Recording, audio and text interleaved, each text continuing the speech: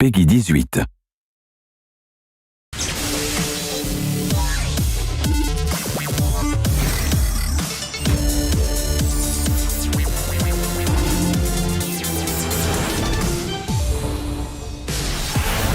Hello everyone, welcome to Capcom Next Summer 2024. Today we'll be giving updates on 3 titles. Dead Rising is back from the dead with a deluxe remaster. Check out this and other games from Capcom this summer. But first, we'd like to tell you about this title.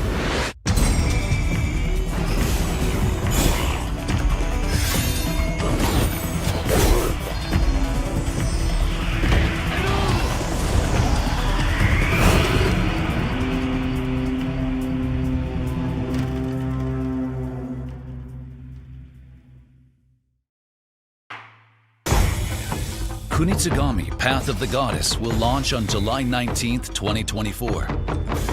We're excited for you to immerse yourself in the unique Japanese-inspired setting. The innovative gameplay combines elements of both action and strategy games. Kunitsu-Gami, Path of the Goddess is set on Mount Kafuku, which has been covered by defilement. When the sun sets, the sinister Seethe emerge to attack the mountain. During the day, you'll explore the villages. Help fix the broken contraptions and purify the villagers. Then you'll be able to give the villagers roles and choose where to place them. It's critical to use your daylight time wisely. The game will test the player's decision-making abilities. During the night phase, the Seethe attack the villages. Fight with the protagonist So's graceful sword attacks. Issue commands to the villagers, helping you to protect the maiden Yoshiro. The player repeats this day-night cycle and purifies villages with Yoshiro to bring peace back to the mountain. The Seethe attack the villages in many different forms. Getting help from the villagers is essential to make it through the wide array of challenges presented. Upgrade villager roles to give yourself more support. You can freely reset upgrades and redistribute them to other roles. Customize the roles however you want. You'll also be able to upgrade So as you play through the game. Upgrade attacks, unlock archery, and use skills to summon the villagers. There are a variety of elements that can be upgraded. Combine So's upgrades with abilities from Tsuba Guards and Mazo Talismans. Expand the strategies and actions the player can take. Work effectively with the villagers and guide Yoshiro as you purify the villages. Next, take a look at this.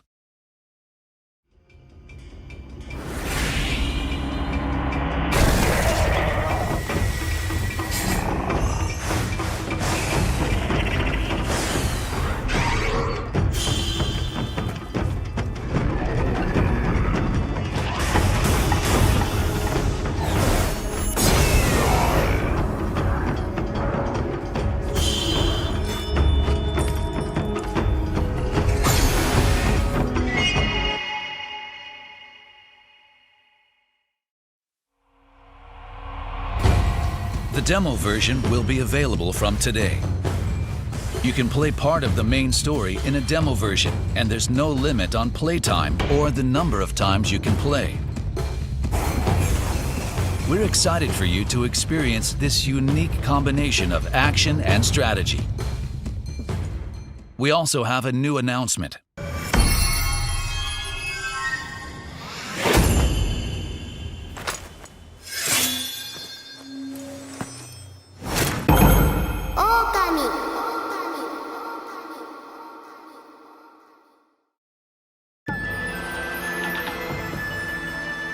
To celebrate the demo version, Kunitsu-Gami Path of the Goddess will have a collaboration with the 2006 action-adventure hit Okami. Collaboration costumes for the main character, So, and the maiden Yoshiro. There will be collaboration weapons, And we have collaboration music in the game as well. In order to celebrate the Kunitsu-Gami Path of the Goddess demo, we are having a special festival. One of the themes of Kunitsu-Gami Path of the Goddess is working with others to achieve a goal. If enough players work together and try the demo version, we will include the Okami collaboration items as a free title update on release day for everyone who purchases a copy of the game. For details, please see our website and social media accounts. Kunitsu-Gami Path of the Goddess is available for pre-order. The Mazo talismans for So and a mini art book are included as pre-order bonuses. Check out the demo version, available today.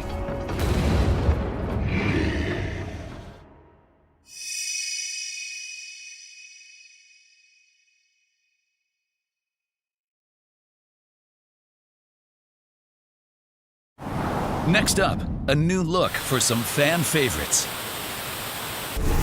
Want the inside scoop on the recently revealed Dead Rising Deluxe Remaster? We've put together an exclusive top-secret program full of undead mayhem. Join us as we sit down with key development team members from each title to unearth the secrets of Dead Rising and the new look for Resident Evil 7. First, take a look at the trailer.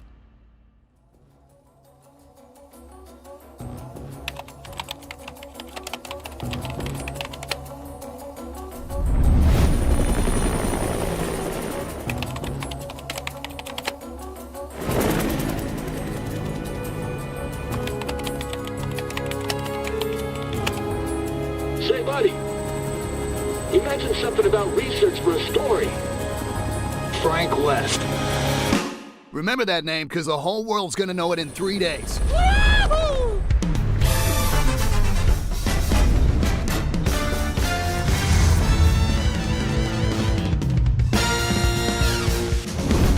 What? Did you just say zombies? Take a look out there. Those ain't zombies. What would you call them?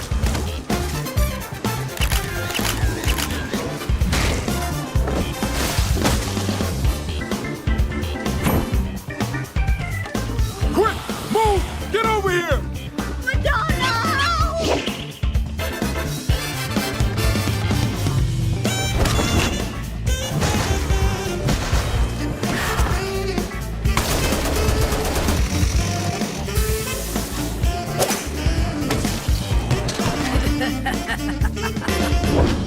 This is my store!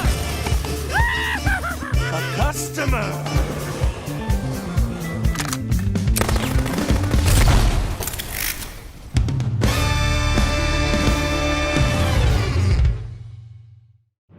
What you just witnessed is the newly released trailer for Dead Rising Deluxe Remaster. You may be thinking, that looks like a full-on remake. We had the same thought, so we spoke with 3 key staff to get to the bottom of this deluxe remaster. We began our investigation with director Ryosuke Murai. Well, actually, it wouldn't be an exaggeration to call this game a remake, considering the work we put into it. Before we could even ask a question, Murai was giving us the inside scoop about the game. The first thing you'll notice is the improved graphics. The new specs allow the game to run at 4K 60 FPS. We've also made quite a few quality of life improvements, like the ability to move while aiming, as well as other adjustments to make controlling Frank more intuitive.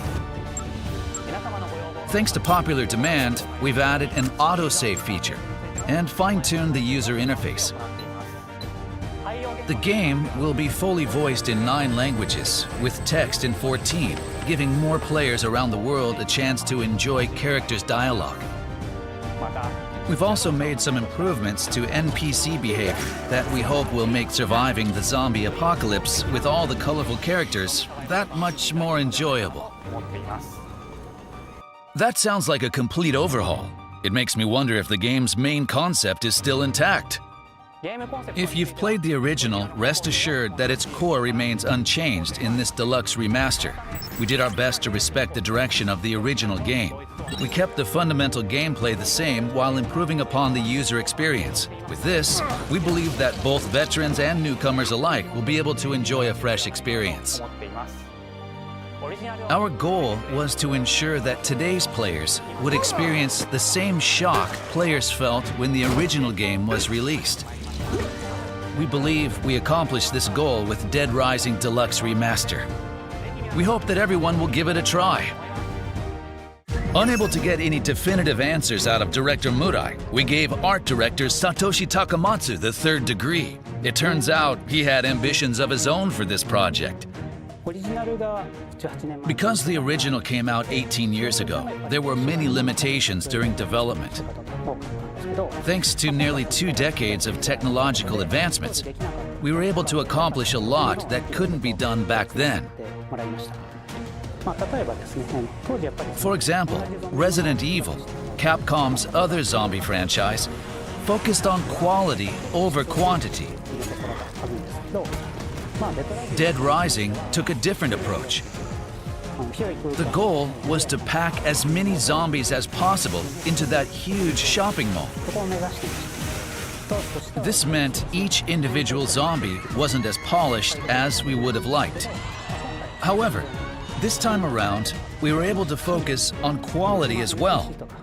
As the art director, I couldn't be more pleased that we were able to apply high-end modeling and production to both the main character Frank and all of the NPCs. Of course, another critical aspect of Dead Rising that we have to address is the shopping mall setting. In the original game, the Willamette Parkview Mall is made up of several areas, like Entrance Plaza and Paradise Plaza, each with its own unique characteristics.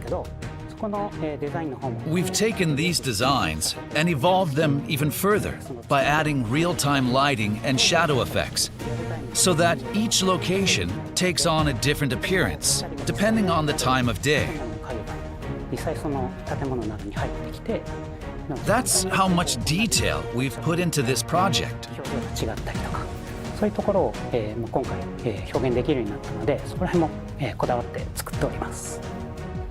For character animations, we tried to limit unnecessary changes and use the original data as much as possible, especially during action scenes. We could have made them more realistic with today's tools, but we wanted to preserve the unique and comical movements that made the original Dead Rising so special.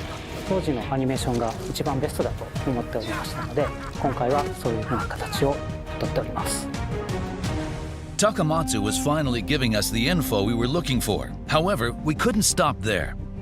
We had to know why this is called a deluxe remaster. To do that, we tracked down the game's producer and managed to get his account. I think Dead Rising is a unique game with extremely tight game design, even by today's standards. However, we also knew the original game was released 18 years ago, and that improvements were needed to reach a modern audience. That's why we focused on improving playability, in addition to overhauling the graphics. This game truly deserves the title of Deluxe Remaster. Its unique game design allows it to stand apart from other zombie games. It feels fresh even today. Morimoto took a moment to compose himself before divulging something terrifying. Here at Capcom, we're no strangers to zombies. But this game takes it to another level. With a wry smile on his face, Morimoto took out his phone and showed it to us. And there it was, Resident Evil 7, in a form we never imagined. Capcom is thrilled to bring its third Resident Evil title to the iPhone 15 Pro and other Apple devices. The game has been optimized greater than ever before to ensure the best possible RE experience. As with Resident Evil Village and RE4, using a controller like the DualSense or a mobile controller that attaches directly to the phone allows for a surprisingly comfortable gameplay experience. That being said, when playing on a mobile device without a controller, we felt the standard virtual controller just didn't cut it. So the development team took it upon themselves to optimize the touch controls for Resident Evil 7 on iOS. One of the biggest challenges we faced was implementing the auto fire feature. You can enable this setting so that your weapon fires automatically when aiming at an enemy, making it much easier to play without the use of peripherals. The early Resident Evil games also had auto-aiming. Despite the differences in specs, Morimoto wasn't willing to compromise on usability. With Apple's help, he was able to take on new challenges that prioritized the immersive experience. The menu, options, and inventory are now all touchscreen compatible, allowing for a more intuitive experience. The first part of the game is free to play. Resident Evil 7 is guaranteed to be frightful fun. If you have a compatible device, we highly recommend checking it out to see what you think. Since its release in 2017, Resident Evil 7 has sold 13 million copies. Now it's available in a new form on Apple devices. Up next, a confession from Koshi Nakanishi, the director behind the classic. Resident Evil was, well, if I'm being honest, as a brand, we were off track. And legendary director Yoshinori Kawano discloses the secret origin of Dead Rising. I feel like Dead Rising is the classic zombie game. In the second half of the program, we'll learn previously untold stories about how the games were developed.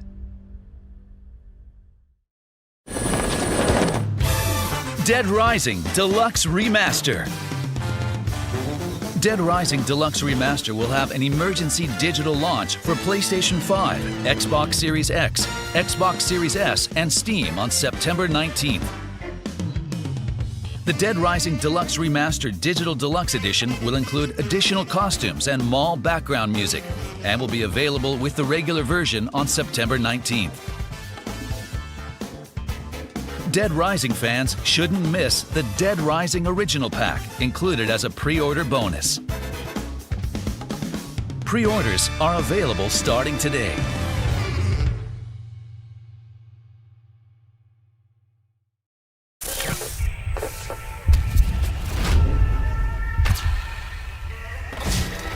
Welcome to the family, son.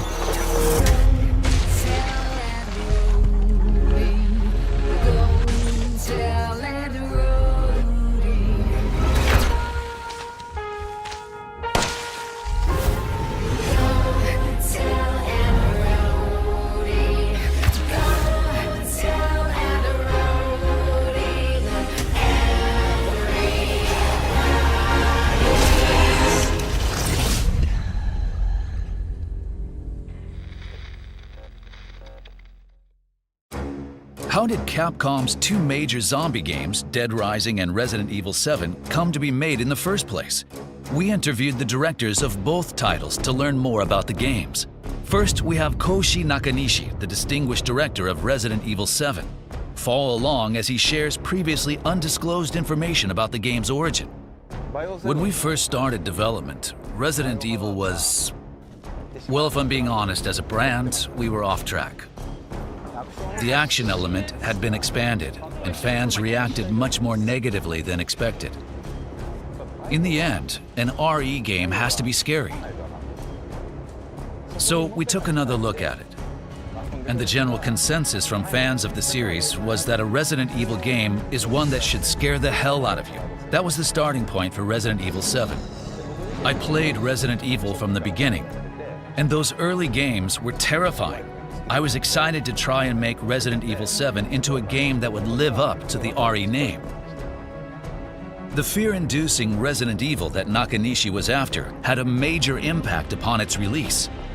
But the course that he chose was far from the path of least resistance.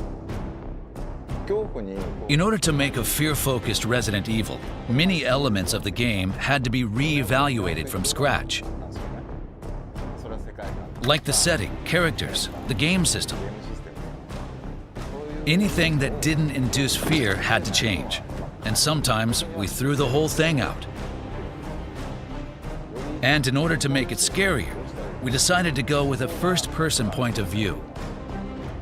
Up to that point, RE had been third-person perspective with the character on the screen. But when you're viewing the world from a safe distance behind a character, it's not as immersive and frightening. First person forces you to be up close and personal. And that's exactly what we were trying to accomplish. How did Kawano perceive the target audience for this game? We weren't sure whether to target a casual or core audience.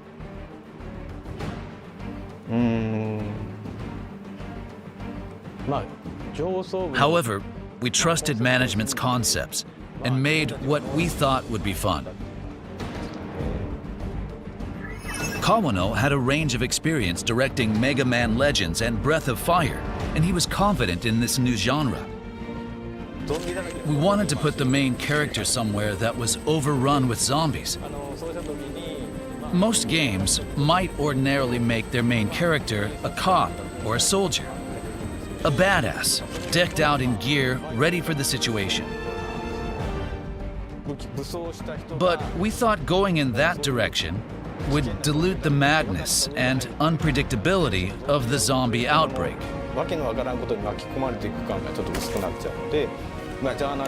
So, we made him a journalist. We focused the story on him being trapped in a place full of zombies, trying to escape, and rescuing survivors along the way, so that they can all make it out together.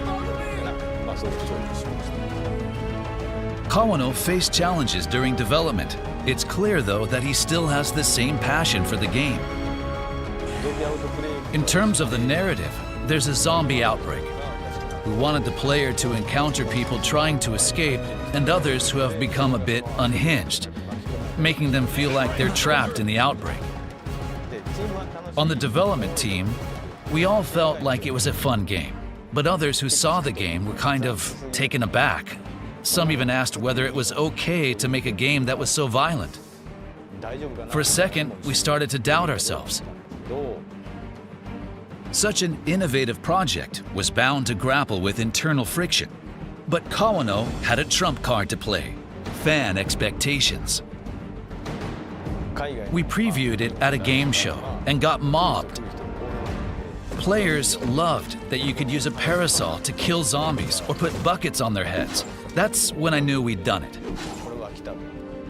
I still can't say whether it was targeting core or casual players, but everyone loves zombies, and being able to mess around with them in so many ways. I thought people in Japan and abroad would all like the game. However, RE4, a game without zombies, was released the year before. Was Dead Rising trying to dethrone the RE franchise? I think that makes Dead Rising one of the classics. Also, I think anything with zombies needs a sense of humor. A zombie outbreak is a disaster, but I think you need to laugh too. If there are laughs, you can have some tears as well. Resident Evil, on the other hand, is cooler. The main characters are very cool. Kawano's continued passion for the game was evident from his intensity. Shinji Mikami made the Resident Evil games, so of course they have a sense of humor. Giant dolls appear and walk around. But I think we really filled Dead Rising with a ton of ridiculous stuff. If you're looking for a clear answer to that question, in the context of this program, I think it's fair to say that Dead Rising is the classic zombie game. A lot of people played the game when it first came out, but it wasn't the easiest to play. Now that it's been made a little more accessible, I'm excited for those who didn't play or couldn't finish to have another chance. Each of the directors had different experiences, but we'd like to salute both for their innovative contributions. And finally, we managed to draw out an intriguing bit of information from director Nakanishi. We'll let him have the final comment. We're making a new Resident Evil. It was really difficult to figure out what to do after 7. But I found it. And to be honest, it feels substantial. I can't share any details just yet, but I hope you're excited for the day I can.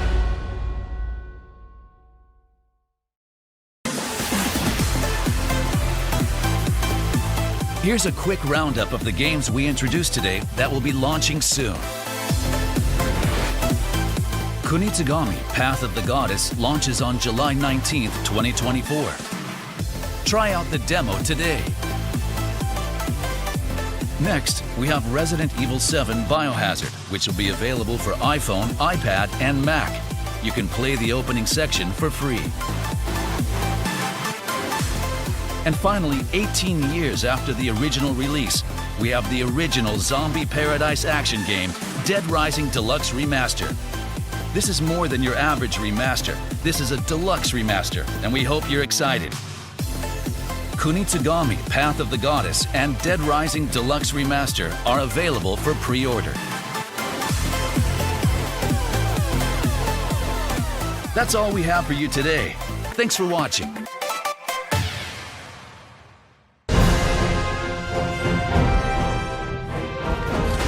Play up to 2 hours of Dragon's Dogma 2 during our limited-time free trial campaign.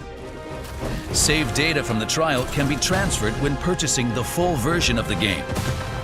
Venture forth and get a taste of adventure set within a fantasy world. Now, moving on to Capcom Summer Sale. Dragon's Dogma 2 and Apollo Justice Ace Attorney Trilogy are on sale for the first time. Also check out Street Fighter 6 celebrating its first anniversary, Monster Hunter titles, and other popular Capcom games. Be sure to check out the Monster Hunter Anniversary Packs, available for a limited time on Steam.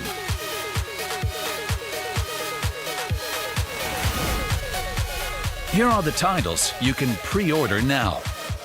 Please visit the official websites for details.